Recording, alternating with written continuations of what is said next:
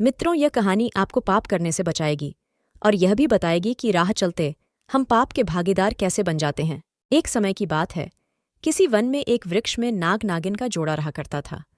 दोनों के बीच बड़ा ही गहरा अटूट प्रेम था। दोनों उस जंगल में विहार करते थे और उस बरगद की जड़ में रहा करते थे। अब तक उनके जीवन में कभी कोई दुख की घड़ी नहीं आई थी। अभी तक वह सारे दुखों से अनजान थे। नाग और नागिन बड़े सुख से रह रहे थे, पर उन्हें नहीं मालूम था, एक दिन हम पर भी बहुत बड़ी विपत्ति आएगी। एक दिन कुछ ऐसा होता है, आसमान में काले काले बादल बन जाते हैं, भयंकर आदि तूफान का बवंडर आता है। नाग और नागिन उस समय वन में विहार कर रहे थे। भयानक तूफान को देखकर वह दोनों भागकर अपने बिल में घुस जाते हैं। उस बरगद के आश्रय में हजारों जीव जंतु पलते थे। कई सारे पक्षियों के घोंसले बने हुए थे और उन घोंसलों में उनके अंडे थे। भयानक तूफान के कारण सभी पक्षियों के घोंसले पेड़ की डोलियां से नीचे आ गए। सभी पक्षियों के बच्चे मर चुके थे। तूफान थम जाता है। जब तूफान थमा तो नागिन बहुत दुखी हुई और उसके पति से कहने लगी, है प्रिय, यह सब क्या हो गया? लगता है हमसे बहुत बड़ा पाप हो गया है। इन बेचारे मासूम पंछियों की क्या गलती थी? और उनको भी छोड़ो, उनके अंडों में से अभी बच्चे भी बाहर नहीं आए थे। उन्होंने अभी बाहर की दुनिया भी नहीं देखी थी। यह सब क्या हो गया है? अरे प्रिय पत्नी, ये तुम क्या सोचने लगी हो? इसमें हमारा कोई दोष नहीं है। सारा दोष आंधी और तूफान का है। उसमें हमारा क्या कसूर है? हमारी कोई गलती नहीं है। और तुम्हें ऐसा लगता है कि हमारा कसूर है, तो मैं तुम्हें एक कहानी सुनाऊंगा। उसे सुनकर तुम जान लेना कि क्या हमारी गलती थी या नहीं। है नागदेवता, मुझे आपकी कहानी स्वीकार है, परंतु मुझे अभी आप कहानी सुनाइए। मुझे अभी ही कहानी सुनना है। हाँ, तो आप मेरी कहानी सुनिए। मेरी कहानी बड़े ही ध्यान से सुनना। इस कहानी में तुम्हें सुनने को मिलेगा कि सबसे बड़े पाप का भागीदार कौन होता है। हे प्रिय, ध्यान देकर सुनो। तुम्हारे साथ साथ सारी दुनिया को यह ज्ञान प्राप्त होगा कि निर्दोष लोगों के साथ बुरा क्यों होता है। प्राचीन काल की बात है। किसी नगर में एक राजा रहा करता था। राजा बड़ा ही धर्मात्मा और दयालु प्रवृत्ति का था। वह हमेशा भूखे गरीब दुखियों को भोजन कराता था, दान लूटाता था। उसने एक नियम बना रखा था कि उसके राज्य में जितने अंधे व्यक्ति थे, सबको अपने यहां बुलाकर खीर और हलवा बांटता था। इसलिए उसके यहां हर रोज रसोई तैयार होती थी। इस प्रकार काफी दिन बीत जाते हैं।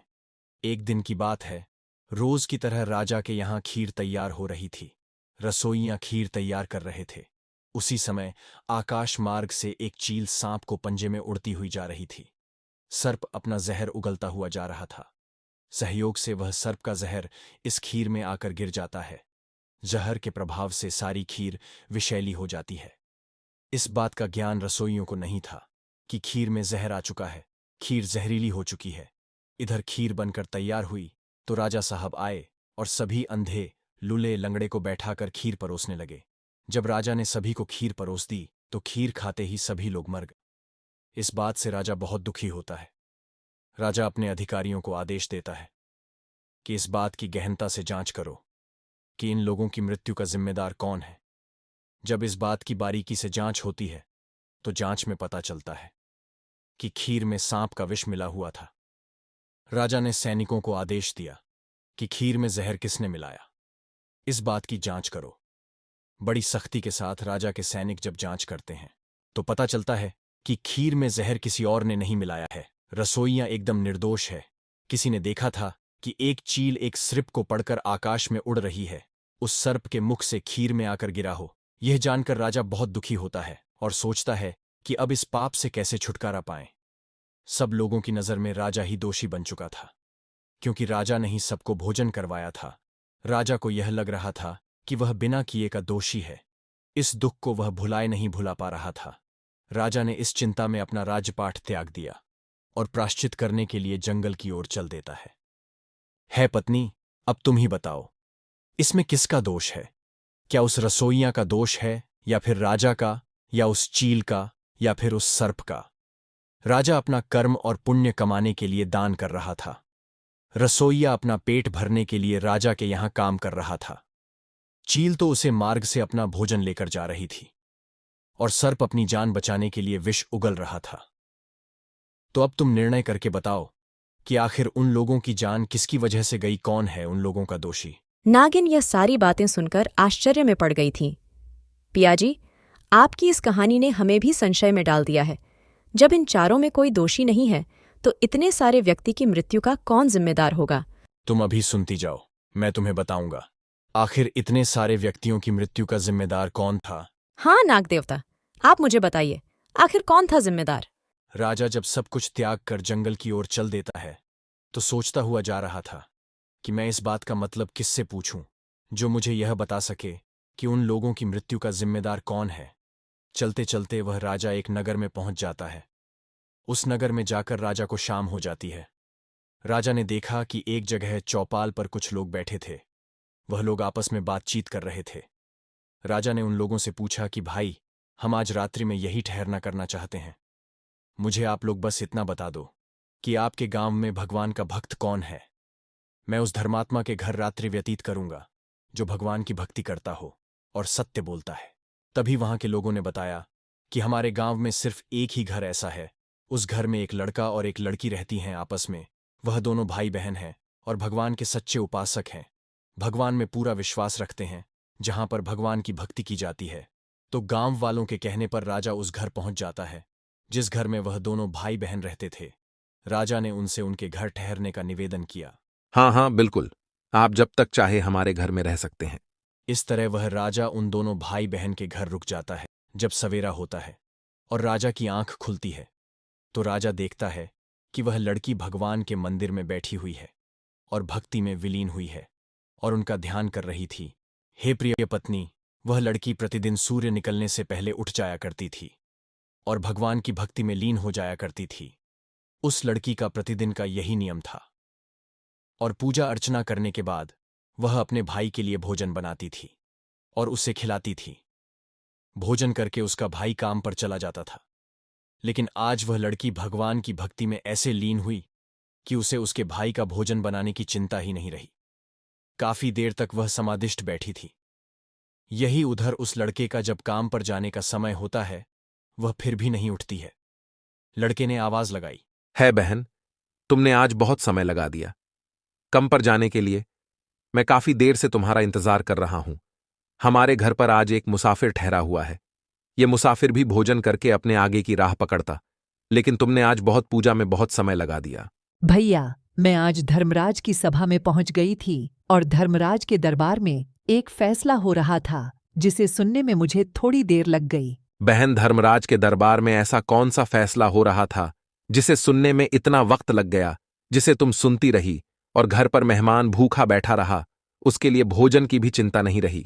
भैया, आज धर्मराज के दरबार में एक ऐसी घटना पर फैसला सुनाया जा रहा था जिसका कोई दोषी नहीं था। दरअसल किसी नगर का एक राजा रोजाना अंधे, लूले, लंगड़े को भोजन कराया करता था। एक दिन उसकी रसोई तैयार हो रही थी और आकाश से एक चील सर्प को लेकर उड़ती जा रही थी। उस सर्प ने एक खीर में विष उगल दिया। उस खीर के खाने से उन सभी लोगों की मृत्यु हो जाती है। इस घटना को लेकर धर्मराज और चित्रगुप्त बड़े दुविधा में पड़ जाते हैं कि इतने लोगों की मृत्यु का जिम्मेदार किसको ठहराया जाएगा, क्योंकि राजा ने जानबूझकर खीर में विष नहीं मिलवाया था। वह तो उन गरीबों को भोजन कराकर अच्छा काम कर रहा था। चील ने भी जानबूझकर उसमें विष नहीं मिलाया था। सांप को क्या पता था कि मेरे मुंह से निकलने वाला विष उस खीर में ही जाकर गिरेगा। रसोइयों की कोई गलती नहीं थी। रसोइया पूरी पवित्रता के साथ खीर बना रहे थे। अगर वह खीर को ढककर बनाते तो दूध निकल जाता। इसी बात को सोचकर धर्मराज बड़ी दुविधा में पड़ गए। इस पाप का जिम्मेदार कौन है? किसको दोषी ठहराया जाए? राजा को, रसोइयों को, सर्प को या चील को? इसी फैसले को सुनने के कारण मैं इतनी देर से जागी। उन दोनों भाई बहन की बातें घर में बैठा परदेसी व्यक्ति सुन रहा था। उसने जब वह बातें सुनी तो वह हैरान रह गया और सोचने लगा, यह तो मेरी बात है। मैंने ही उन लोगों को भोजन करवाया था जिनकी खीर खाने से जान चली गई थी। अब तो उसको इस बात को जानने की और उत्सुकता बढ़ गई थी। राजा फौरन उस लड़की के पास गया और कहता है, बेटी, दरबार में आपने जो कुछ भी देखा था वह मुझे भी सुनाने की कृपा करें। धर्मराज ने इस घटना में किसको जिम्मेदार ठहराया है? इतने लोगों की मृत्यु का पाप किसको लगा? हे मुसाफिर, इस घटना के बारे में सभी दुविधा में थे कि वह किसी नतीजे पर नहीं पहुंच पा रहे थे।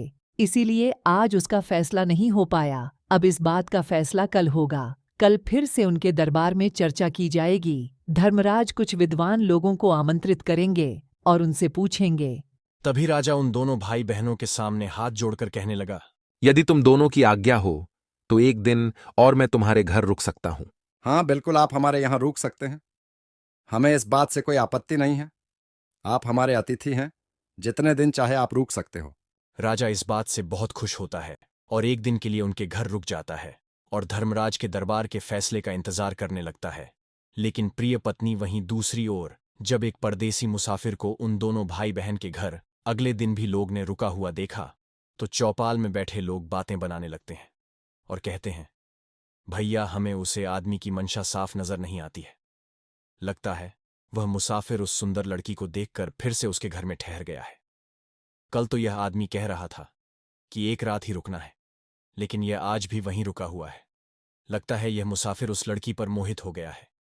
लोग इस तरह की बातें बनाने लगे थे। सच्चाई से वह लोग कोसों दूर थे। उन लोगों की बातें राजा के कान में भी आ गईं, लेकिन राजा उस समय चुप रहता है। वह पहले उस भेद को जानना चाहता था कि सैकड़ों लोगों की मृत्यु का जिम्मेदार कौन है। जब अगला दिन होता है तो वह लड़की फिर से जल्दी उठ जाती है और मंदिर में जाकर बैठ जाती है। उस दिन वह लड़की जल्दी ही अपने ध्यान को तोड़कर उठ जाती है। लड़की के मंदिर से आने के बाद राजा उससे पूछता है कि बेटी, धर्मराज के दरबार में आज क्या फैसला हुआ है? उस घटना का कौन जिम्मेदार था? राजा था, सर्प था, रसोइया था या चील थी? अरे मुसाफिर काका, इन सब में से उस घटना का कोई भी जिम्मेदार नहीं था। इस पाप के जिम्मेदार तो वे लोग थे जो चौपाल पर बैठे हमारे और तुम्हारे बारे में गलत बातें कर रहे थे। आज धर्मराज ने फैसला सुनाया था। उन्होंने बड़ी ही गहनता के साथ बताया था कि वैसे तो इस घटना का जिम्मेदार सांप होना चाहिए, क्योंकि सांप ने ही उस खीर में विष उगला था। लेकिन सांप ने यह काम जानबूझकर नहीं किया था। वह तो अपने प्राण बचाने के लिए विष फूंक रहा था। इसलिए धर्मराज ने सांप को माफ कर दिया। उसके बाद नंबर आता है चील का, कि यदि चल उस रसोई के ऊपर से सांप को लेकर नहीं उड़ती तो वे लोग नहीं मरते। फिर सोचा कि चील तो अपना भोजन लिए जा रही थी और अपने पेट के लिए प्रयास कर रही थी, और यह हर किसी का कर्तव्य है। वहीं चील ने भी किया, इसलिए चील को भी धर्मराज ने क्षमा कर दिया। नंबर आया रसोइया का। फिर सोचा, रसोइयों को तो पता भी नहीं है कि खीर में विष मिला हुआ है। वह तो बड़ी ही शुद्धता और पवित्रता के साथ खीर बना रहे थे, इसलिए धर्मराज ने रसोइयों को भी क्षमा कर दिया। अब नंबर आता है राजा का, क्योंकि राजा ही उन सब के लिए भोजन बनवाया करता था। लेकिन राजा को यह सोचकर क्षमा कर दिया कि राजा ने वह भोजन तैयार नहीं किया था। राजा ने तो वह भोजन सिर्फ परोसा था। अब भोजन में क्या मिला हुआ है, इस बात को राजा नहीं जानता था। वह तो सबके लिए अच्छा कार्य करता था। सारा काम उसके नौकर चाकर किया करते थे, और राजा यह काम स्वार्थ की भावना से नहीं करता था, बल्कि पुण्य के लिए किया करता था। अगर राजा इस काम को स्वार्थ की भावना से करता तो शायद इस पाप का जिम्मेदार राजा को माना जाता। धर्मराज ने राजा को भी निर्दोष घोषित कर दिया। चारों लोगों में जो मुख्य भूमिका थी उन्हें धर्मराज ने क्षमा कर दिया। अरे बहन, तो फिर धर्मराज ने किसे दोषी बनाया? उस पाप का दोषी उन लोगों को ठहराया है जो चौपाल पर हमारी निंदा कर रहे थे, क्योंकि वह अकारण ही हमारी निंदा कर रहे थे, हमारे लिए भला बुरा कह रहे थे। देखो काका, ईश्वर की लीला। जिस पाप में मुख्य रूप से किसी की भूमिका नहीं होती है, उस पाप को ईश्वर ऐसे लोगों के ही सर पर डाल देता है जो लोग निंदक होते हैं, चुगल होते हैं। चौपाल पर बैठे लोग हमारे बारे में चर्चा कर रहे थे। वह कह रहे थे कि यह मुसाफिर उस लड़की के चक्कर में उस घर में ठहरा हुआ है, इसलिए वह सबसे बड़े पापी है। उधर नाग अपनी नागिन से कहता है प्रिया, इस तरह से उस पाप के जिम्मेदार तुम और हम नहीं हैं, क्योंकि हम और तुमने तो उनकी मृत्यु पर दुख प्रकट किया है और उनकी मृत्यु के बारे में हमारा कोई रोल नहीं है। ऐसी घटनाओं में सबसे बड़े पाप के भागी वही लोग होते हैं जो एक दूसरे की निंदा करते हैं, चुगली करते हैं, एक दूसरे की बुराई करते हैं, एक दूसरे की खुशी देखकर का अकारण ही जल उठते हैं। अगर आपकी तरक्की देखकर यह सुनकर किसी का चेहरा मुरझा जाए तो समझ लेना उसे दुख हो रहा है। वह आपकी तरक्की देखकर खुश नहीं है, और ऐसे लोगों को परमात्मा ऐसे ही पाप का भागीदार बना देता है जो दूसरों की विपत्ति देखकर खुश होते हैं। वह भी ऐसे ही पापा की जिम्मेदार होते हैं।